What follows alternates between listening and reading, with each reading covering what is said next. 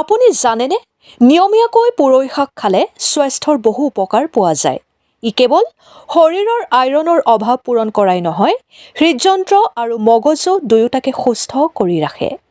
যদি আপুনি সেউজীয়া শাক খাই ভাল পায় তেন্তে নিশ্চিতভাৱে আপোনাৰ খাদ্যত পুৰৈ শাক অন্তৰ্ভুক্ত কৰক। আহকচোন পুৰৈ শাক খোৱাৰ উপকাৰিতা কি জানি লওঁ। পুৰৈ শাকত আহৰ দৰে পুষ্টিকৰ উপাদান থাকে। ই শৰীৰত উপস্থিত বেয়া কলেষ্টৰল কমায় আৰু হৃদযন্ত্ৰক সুস্থ কৰি ৰখাত সহায় কৰে। ই তেজৰ সোঁত উন্নত কৰে আৰু হৃদৰোগৰ সম্ভাৱনা হ্ৰাস কৰে। ইয়াত পোৱা পটাছিয়ামে ৰক্তচাপ নিয়ন্ত্ৰণত সহায় কৰে। দ্বিতীয়তে, আইৰণৰ অভাৱ দূৰ কৰে। ৰক্তকণিকা সঠিক উৎপাদনৰ বাবে আইৰণ এক গুৰুত্বপূৰ্ণ উপাদান।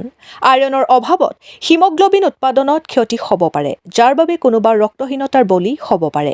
আনহাতে পুৰৈ শাকত আইৰণৰ পৰিমাণ বেছি।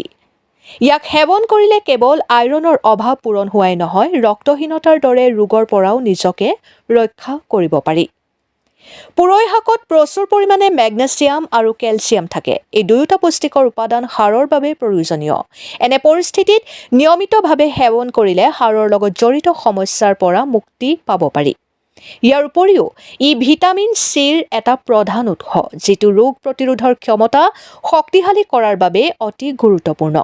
শক্তিশালী ৰোগ প্ৰতিৰোধ ক্ষমতাই যিকোনো ৰোগৰ বিৰুদ্ধে যুঁজ দিয়াত সহায় কৰে। যদি আপুনি গভীৰ নিশা টোপনি যায় বা অনিদ্ৰাৰ সৈতে যুঁজি আছে, তেন্তে পুৰৈ শাক আপোনাৰ বাবে উপকাৰী বুলি প্ৰমাণিত হ'ব পাৰে।